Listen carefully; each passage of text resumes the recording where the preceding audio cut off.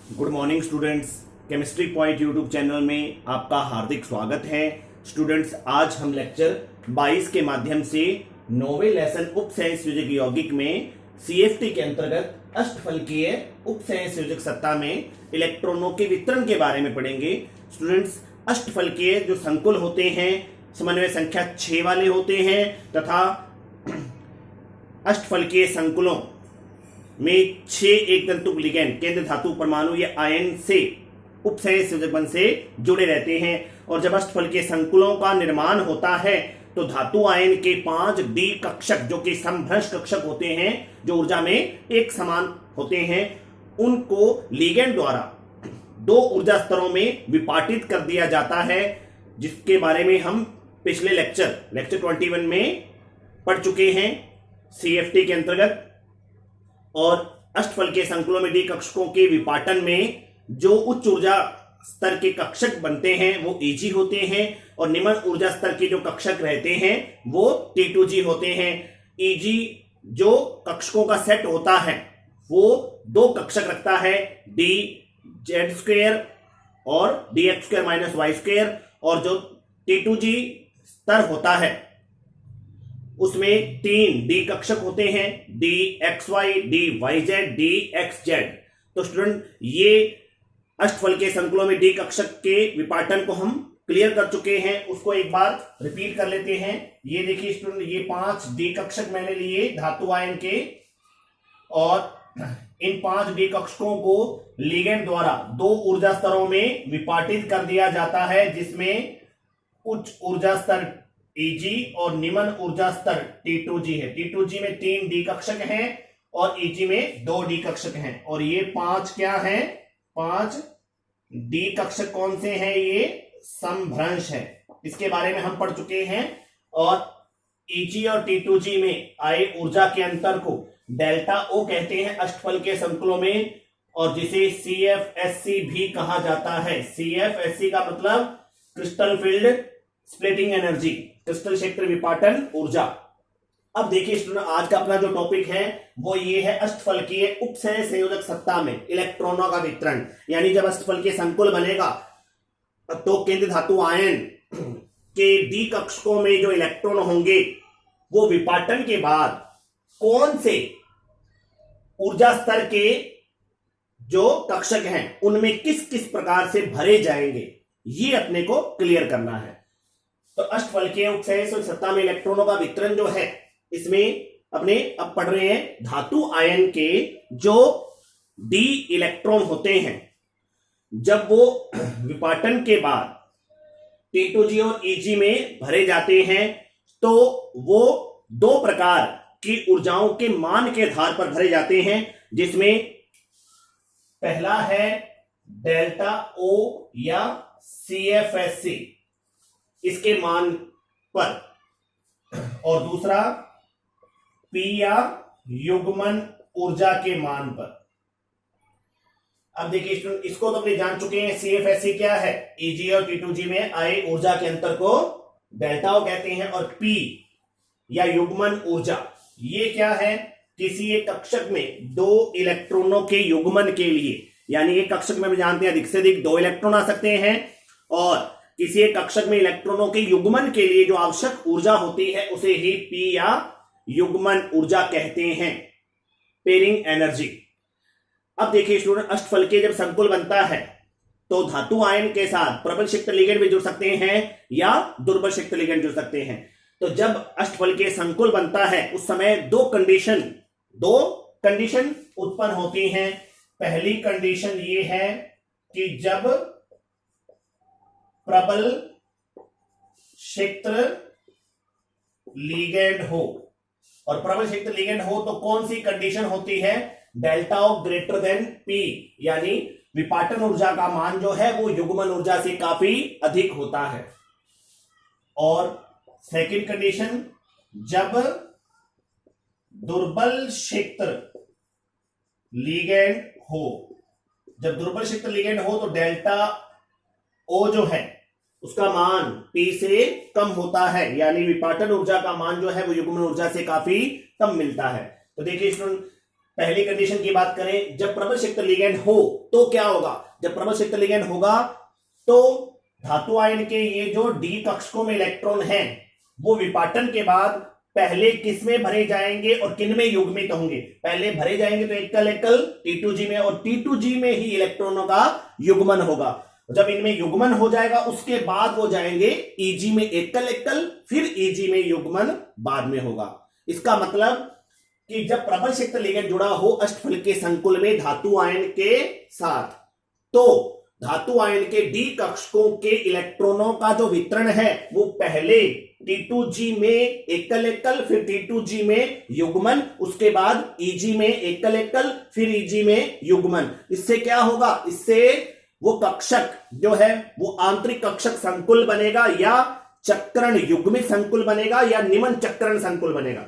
और यदि दुर्बल क्षेत्र लिगैंड उपस्थित हो, यदि दुर्बल क्षेत्र लिगैंड उपस्थित हो तो क्या होगा? तब धातु आयन के इन डी कक्षकों में जो इलेक्ट्रॉन है उनका वितरण पहले T2G में एकल एकल होगा, और फिर Eg में एकल एकल होगा, और उसके बाद T2G से Eg की ओर युग्मन होगा। इसका मतलब युग्मन बाद में होगा।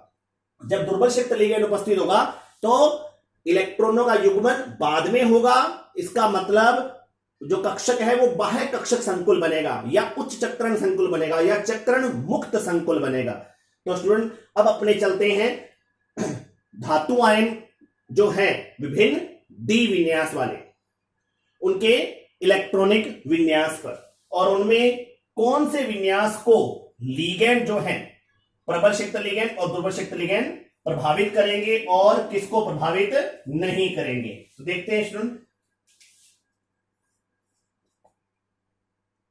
वे धातु आयन जिनका विन्यास D1, D2, D3, D8, D9, D10 हो, ऐसे अष्टफल के संकुल जिनमें केंद्रीय धातु आयन के डी कक्षकों में 1, 2, 3, 8, 9, 10 इलेक्ट्रॉन उपस्थित हों, उन अष्टफल के संकुलों में केंद्रीय धातु आयन के साथ चाहे प्रबल क्षेत्र लिगैंड जुड़े चाहे दुर्बल क्षेत्र लिगैंड जुड़े, इलेक्ट्रॉनिक विन्यास एक समान रहता है। जैसे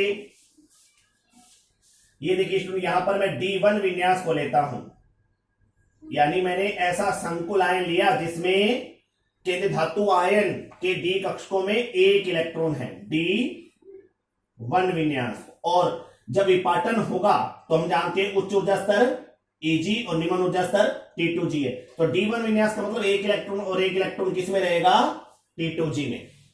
इसका मतलब क्या है कि यदि प्रबल क्षेत्र लिगैंड जुड़ा है चाहे दुर्बल क्षेत्र लिगैंड जुड़ा है, दोनों कंडीशन में विन्यास ये रहेगा D1 का। और इलेक्ट्रॉनिक विन्यास देखें तो उसे ऐसे लिख सकते हैं T2G1 Eg0। अब देखिए जब D2 विन्यास है, क्या है? D2 विन्यास, यानी D में 2 इलेक्ट्रॉन है तो दोनों के दोनों इलेक्ट्रॉन T2G में भरे जाएंगे, क्योंकि निम्न ऊर्जा स्तर में इलेक्ट्रॉन पहले आते हैं। तो अब यहां इलेक्ट्रॉनिक विन्यास D2 विन्यास वाले संकुल आयन का क्या होगा? इलेक्ट्रॉनिक विन्यास T2G2 Eg0 होगा। और जब D3 है तो ये देखिए स्टूडेंट, D3 होने पर क्या होगा? ये विन्यास सेम रहेगा, चाहे प्रबल क्षेत्र लिगैंड जुड़े चाहे दुर्बल क्षेत्र लिगैंड जुड़े। तो इलेक्ट्रॉनिक विन्यास यहां पर T2G3 Eg0 मिलेगा। अब D8 विन्यास देखते हैं। D8 यानी D में 8 इलेक्ट्रॉन, और विपाटन के बाद उनका विन्यास चाहे प्रबल क्षेत्र लिगैंड जुड़ा हो चाहे दुर्बल क्षेत्र लिगैंड जुड़ा हो, वो विन्यास इलेक्ट्रॉनिक विन्यास क्या रहेगा? T2G6 Eg2 रहेगा। देखिए चाहे दुर्बल क्षेत्र लिगैंड जुड़े चाहे प्रबल जुड़े, इलेक्ट्रॉनिक विन्यास इस प्रकार से ही रहेगा। T2G में 6 और Eg में 2। D9 हो तो यहां क्या हो जाएगा? तो यहां Eg में 3 हो जाएंगे, T2G में 6 और Eg में 3, ये D9 के लिए। और D10 में यहां T2G पूरा भर जाएगा और Eg भी पूरा भर जाएगा। ये देखिए तो यह इलेक्ट्रॉनिक विन्यास क्या होगा, T2G6 Eg4। तो वे धातु आयन जिनका विन्यास D1, D2, D3, D8, D9, D10 होता है, उनमें प्रबल क्षेत्र लिगेंड और दुर्बल क्षेत्र लिगेंड का कोई प्रभाव नहीं पड़ता। अब बात करते हैं वो कौन से विन्यास वाले अष्टफलकीय संकुल होते हैं जिनमें कि प्रबल क्षेत्र लिगेंड और दुर्बल क्षेत्र लिगेंड का प्रभाव पड़ता है। तो वो है D4, D5, D6, D7, ये विन्यास वाले धातु आयन। वे धातु आयन जिनका विन्यास क्या हो, D4 हो, D5 हो, D6 हो, D7 हो। इनमें दो प्रकार की कंडीशन बनेगी। पहली कंडीशन, जब प्रबल क्षेत्र लिगेंड हो, और दूसरी कंडीशन जब दुर्बल क्षेत्र लिगेंड हो। तो देखिए स्टूडेंट, यहां अपने पहले प्रबल क्षेत्र लिगेंड के लिए बात कर लेते हैं D4 विन्यास की। ये मैंने T2G और Eg कक्षक बना दिए, और D4 विन्यास की बात करता हूं। D4 विन्यास का मतलब D में 4 इलेक्ट्रॉन। अब प्रबल क्षेत्र लिगेंड जुड़ा है तो इलेक्ट्रॉन पहले एकल एकल किस में आएंगे, T2G में, और T2G में युग्मन होगा, इसका मतलब चौथा इलेक्ट्रॉन T2G में जाएगा। तो इलेक्ट्रॉनिक विन्यास D4 का क्या रहेगा, T2G4 Eg0, ये रहेगा। और यदि दुर्बल क्षेत्र लिगेंड जुड़ा हो तो क्या होगा, जब दुर्बल क्षेत्र लिगेंड जुड़ा होगा तो पहले इलेक्ट्रॉन एकल एकल किस में आएंगे, T2G में, फिर एकल एकल किस में जाएंगे, Eg में। तो देखिए युग्मन इसमें बाद में होता है। तो यहां विन्यास इस विन्यास से भिन्न है। यहां विन्यास क्या कह रहा है, T2G3 Eg1 कह रहा है। D4 में जब दुर्बल क्षेत्र लिगेंड जुड़ा हो तो विन्यास क्या होगा, T2G3 Eg1, और प्रबल क्षेत्र लिगेंड जुड़ा हो तो विन्यास क्या होगा, T2G4 Eg0। अब बात कर लेते हैं D5 विन्यास की। D5 देखिए, जब प्रबल क्षेत्र लिगेंड जुड़ा हो तब पांचों के पांचों इलेक्ट्रॉन किसमें उपस्थित होंगे, T2G में, क्योंकि हमने पढ़ा है कि प्रबल क्षेत्र लिगेंड के लिए क्या कंडीशन होती है, डेल्टा O का मान P से ज्यादा होता है। इसका मतलब युग्मन पहले होता है, तो अब विपाटन बाद में होता है। यानी इलेक्ट्रॉन जो है वो जब तक T2G में पूरे भर नहीं जाएंगे तब तक Eg में नहीं जा पाएंगे। तो यहां D5 विन्यास वाले जो धातु आयन का इलेक्ट्रॉनिक विन्यास अष्टफलकीय संकुल में क्या होगा, T2G5 Eg0 होगा जब प्रबल क्षेत्र लिगेंड जुड़ा हो। और जब दुर्बल क्षेत्र लिगेंड जुड़ा हो तब विन्यास ये होगा। देखिए स्टूडेंट, अब यहां 5 इलेक्ट्रॉन है और प्रबल क्षेत्र लिगेंड जुड़ा है, तो पांचों के पांचों इलेक्ट्रॉन T2G में उपस्थित नहीं होंगे। पहले एकल एकल T2G में आएंगे, फिर एकल एकल किस में जाएंगे, Eg में। तो देखिए पांचों कक्षक पूरे अयुग्मित इलेक्ट्रॉन से भर चुके हैं, अयुग्मित इलेक्ट्रॉन से। तो यहां देखिए इलेक्ट्रॉनिक विन्यास क्या होगा, T2G3 Eg2। तो यहां T2G3 Eg2 और ऊपर क्या है, T2G5 Eg0। अब D6 विन्यास, जब प्रबल क्षेत्र लिगेंड जुड़ा हो तो 6 के 6 इलेक्ट्रॉन किसमें उपस्थित होंगे, T2G में। तो विन्यास क्या होगा, T2G6 Eg0, यानी एकल एकल इलेक्ट्रॉन पहले आएंगे, पहले एक इसमें, फिर एक इसमें, फिर एक इसमें, तीनों जब एकल एकल आ जाएंगे उसके बाद फिर इलेक्ट्रॉनों का युग्मन होगा T2G में प्रबल क्षेत्र लिगेंड होने पर। और यदि दुर्बल क्षेत्र लिगेंड उपस्थित है तो देखिए स्टूडेंट, पहले इलेक्ट्रॉन एकल एकल किस में आएंगे, T2G में, फिर एकल एकल किस में जाएंगे, Eg में। फिर जब एकल एकल भर जाएंगे तो उसके बाद इलेक्ट्रॉनों का युग्मन कहां से प्रारंभ होगा, T2G से। तो यहां इलेक्ट्रॉनिक विन्यास क्या होगा, T2G4 Eg2 होगा। तो D6 वाले जो विन्यास वाले धातु आयन का इलेक्ट्रॉनिक विन्यास अष्टफल के संकुल में दुर्बल क्षेत्र लिगेंड जुड़ने से क्या होगा, T2G4 Eg2, और प्रबल क्षेत्र लिगेंड जुड़ने से क्या होगा, T2G6 Eg0। और D7 की बात कर लेते हैं। जब प्रबल क्षेत्र लिगेंड जुड़ा हो तो इलेक्ट्रॉन पहले T2G में एकल एकल, फिर T2G में युग्मन, उसके बाद इलेक्ट्रॉन कहां जाएगा, Eg की ओर। तो यहां D7 विन्यास वाले धातु आयन का अष्टफल के संकुल में इलेक्ट्रॉनिक विन्यास क्या होगा, T2G6 Eg1, और जबकि दुर्बल क्षेत्र लिगेंड जुड़ा होने पर ये विन्यास क्या होगा, देखिए पहले इलेक्ट्रॉन एकल एकल T2G में, फिर एकल एकल Eg में, उसके बाद इलेक्ट्रॉन का युग्मन T2G से Eg की ओर होगा। तो देखिए 5 इसमें 2 इसमें, तो यहां इलेक्ट्रॉनिक विन्यास क्या है, T2G5 Eg2, और ऊपर देखिए यहां विन्यास क्या है, T2G6 Eg1।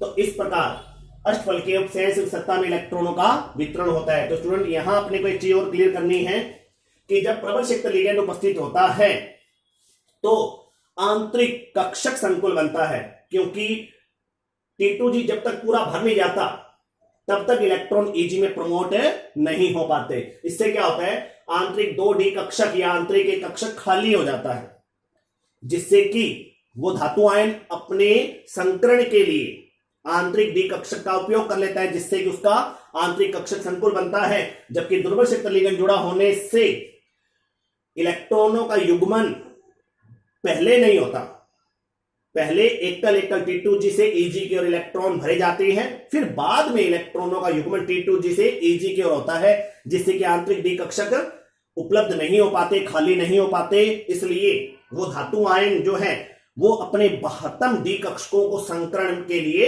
प्रयुक्त करता है, जिससे कि उसका बाह्य कक्षक संकुल बनता है। अब देखिए स्टूडेंट, इसके अलावा एक और बात है जो आपको ध्यान रखनी है कि D0, D10 और D6, और D6 में स्पेशली कौन सा, प्रबल क्षेत्र लिगेंड जुड़ा हो, तब इस विन्यास वाले जो अष्टफलकीय संकुल होंगे जिनमें धातु आयन का विन्यास क्या हो, D0, D10 और D6 में स्पेशली प्रबल क्षेत्र लिगेंड जुड़ा होने पर ये सभी क्या होंगे, संकुल प्रतिचुंबकीय होंगे। क्योंकि हम VBT में पढ़ चुके हैं कि किसी संकुल में केंद्रीय धातु आयन के इलेक्ट्रॉनिक विन्यास में यदि अयुग्मित इलेक्ट्रॉन उपस्थित है तो वह अनुचुंबकीय है, और अयुग्मित इलेक्ट्रॉन नहीं है तो वो प्रतिचुंबकीय है। लेकिन अब CFT के द्वारा एक निष्कर्ष के रूप में यह बात अपने को पता चली है कि D0 विन्यास का मतलब D में कोई भी इलेक्ट्रॉन नहीं है, D10 का मतलब सारे के सारे इलेक्ट्रॉन युग्मित हैं, कंप्लीट हैं, पांचों के पांचों डी कक्षक पूरे इलेक्ट्रॉनों से भरे हुए हैं। और D6 का मतलब प्रबल क्षेत्र में ये देखिए T2G में 6 के 6 इलेक्ट्रॉन भरे हुए हैं और 2 डी कक्षक खाली है, तो ये इलेक्ट्रॉन क्या है, यहां युग्मित हैं। तो D0, D10, D6 वाले विन्यास वाले जो संकुल आयन हैं वो प्रतिचुंबकीय होते हैं। इसके अलावा बाकी सभी जिनमें D1, D2, D3, D4, D5, D7, D8, D9 ये शामिल होंगे, वो सभी क्या होंगे, अनुचुंबकीय होंगे। इसका मतलब VBT की तुलना में CFT द्वारा संकुलों के चुंबकीय गुणों को अच्छे प्रकार से समझाया जा सकता है। तो स्टूडेंट, मुझे उम्मीद है आज आपने अष्टफलकीय उपसंयुक्त सत्ता में इलेक्ट्रॉनों के वितरण को भली भांति सीख लिया है। तो इसी प्रकार मुझे आपका सहयोग मिलता रहेगा और आप मेरी इस वीडियो को लाइक कीजिए, शेयर कीजिए, और जिन स्टूडेंट्स ने मेरे चैनल को अभी तक सब्सक्राइब नहीं किया है वो प्लीज मेरे चैनल को सब्सक्राइब करें। Thank you.